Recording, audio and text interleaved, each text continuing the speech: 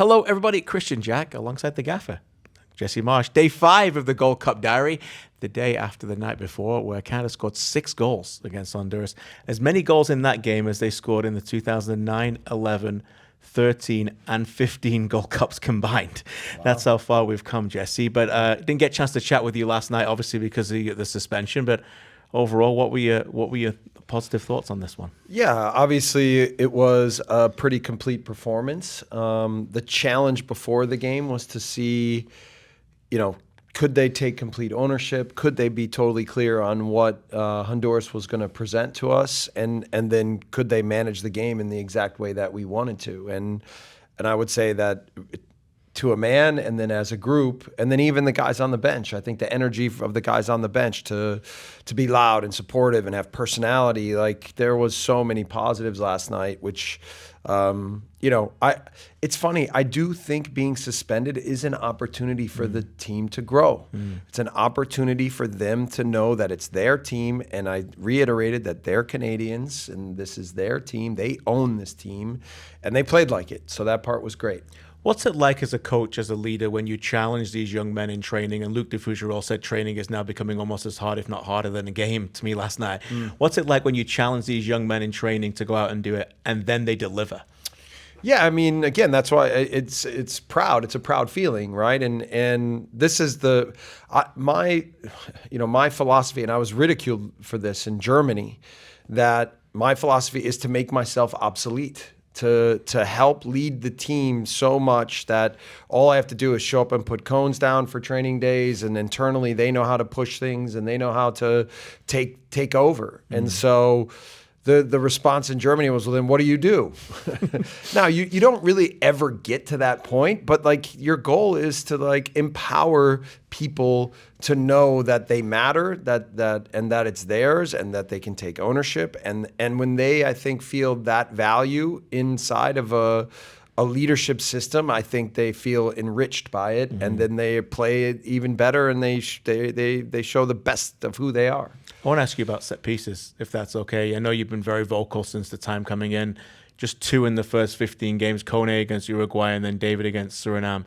2 now in the last 3 games, and your new coach has obviously helped. What did you like about that, and how much of an emphasis is that? Look, there's 2 things about it. First, just having a set piece coach is a signal to everybody this matters, right? But Nico's also brought a lot of really good strategies, really good details. We've worked on them in training. We've showed them in video. We've really gone through what we think is important for the team to be successful, both attacking and defensively. So, yes, you're right. I said to him last night that he's doing a great job, and the effect he's having on the group has been very powerful. And more than anything is you just see that they believe the balls are coming. The players who are delivering know where to put the balls. There's aggressiveness defensively. I think guys have felt really aggressive as well. So yeah, we're in that sense, we're in a good way.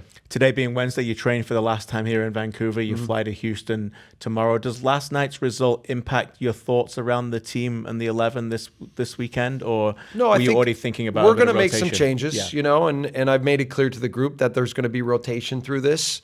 We want to challenge guys to be ready to step up, and then the challenge for us as a staff is to get the right combination of players to keep pushing training so everybody stays sharp and stays engaged.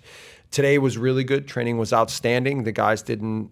What I talked with them about after the game was that this shouldn't satisfy their hunger. It should feed their hunger. Yeah. And so that's really important for us, is not to be satisfied and to know that this is just the first step on this journey in the Gold Cup. So finally, Jesse, as you say goodbye to Vancouver for now, what's it been like as you get ready for that rehearsal? I know that we were just talking off camera about you'll be here in a year's time, and what a beautiful setting it's been. What's it been like here getting ready for next year? Yeah, I love this city, Vancouver. It's very beautiful. We're right by Stanley Park here.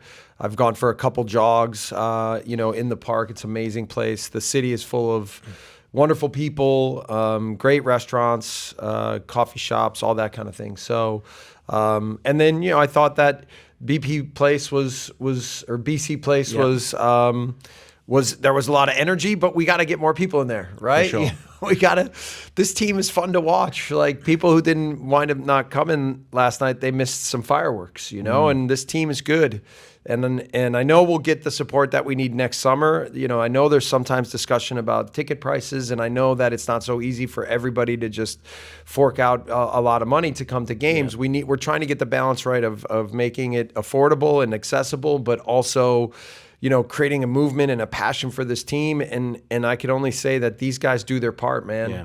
They work really hard. They love their national team. They show up every time.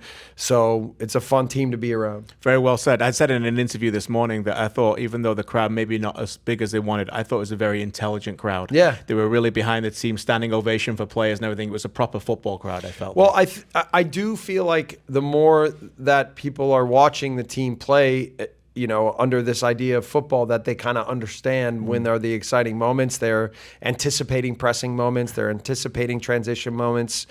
Maybe now they start anticipating set piece moments. Yeah. You know, hopefully it's all coming together in the right way. But yeah, I like that. I do feel like that.